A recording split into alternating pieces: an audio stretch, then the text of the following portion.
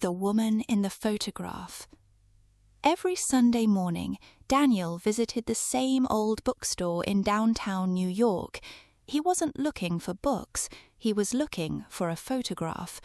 3 years earlier, while cleaning out his grandmother's old apartment, Daniel had found a mysterious photograph inside an old novel. It showed a beautiful young woman standing beside a lake.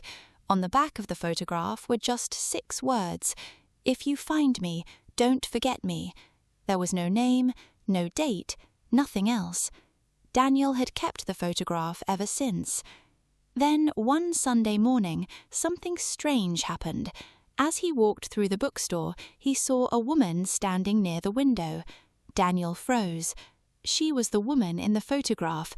Same eyes, same smile, same face. He walked toward her slowly. "Excuse me." She turned around. "Yes?" Daniel pulled the old photograph from his wallet. The woman's expression suddenly changed. "Where did you get that?" Daniel stared at her. "You're the woman in this picture." She looked at the photograph for several seconds. Then she whispered, "My name is Amelia." Daniel asked her how she knew the photograph. Amelia smiled sadly. "Because I took it." Daniel was confused. "But you're in it." She looked toward the window. "My father took that picture." "Why did you write that message?" Amelia didn't answer immediately. Then she said, "Because I knew someday someone would find it." Daniel's heart started beating faster. "Why?" Amelia looked into his eyes. "Because 3 years ago, I was about to leave New York forever." She explained that she had been preparing to move to California after a painful relationship ended. Before leaving, she visited the lake where her mother had taken her as a child. Her father took the photograph that day. Before putting it inside the old novel, Amelia wrote the message on the back. She never expected anyone to find it, until Daniel did. Daniel smiled. "So why didn't you leave?" Amelia looked at him. "Because someone changed my mind." "Who?" She smiled. "I never knew his name." Daniel's smile disappeared. "What do you mean?" Amelia explained that on the day she planned to leave, a stranger had helped her at a train station when she dropped her suitcase. They spoke for only 5 minutes.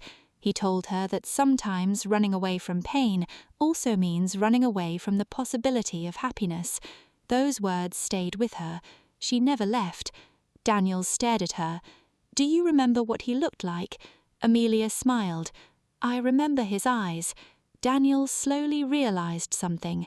3 years earlier, he had helped a woman at a train station. He had forgotten about the encounter long ago, but she hadn't. He looked at Amelia. "Was it raining that day?" Her eyes widened. "Yes." "Were you carrying a blue suitcase?" She stared at him. "Yes." Daniel smiled. "It was me." For several seconds, neither of them spoke. Then Amelia's eyes filled with tears. "You?" Daniel nodded. "I never knew who you were." Amelia laughed softly through her tears. "I spent 3 years wondering who that stranger was." Daniel looked at the photograph. "Maybe the photograph wasn't waiting for me to find you." Amelia smiled. "Then what was it waiting for?" Daniel gently took her hand. "For us to find each other again." From that day on, they started spending time together. They returned to the lake from the photograph. They walked through Central Park.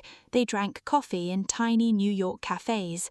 And slowly, a love story began between 2 people who had already crossed paths once without knowing what the future held. One evening, Amelia asked Daniel, "Do you believe everything happens for a reason?" Daniel looked at her and smiled. "I didn't." "And now?" He held up the old photograph. "Now I do." Years later, the photograph was still hanging on the wall of their home, but Daniel had added something beneath it, a new photograph, one showing him and Amelia standing together beside the same lake, and underneath it he wrote, "Sometimes the person you're meant to love appears in your life twice, once to change your path and once to become your home." The end.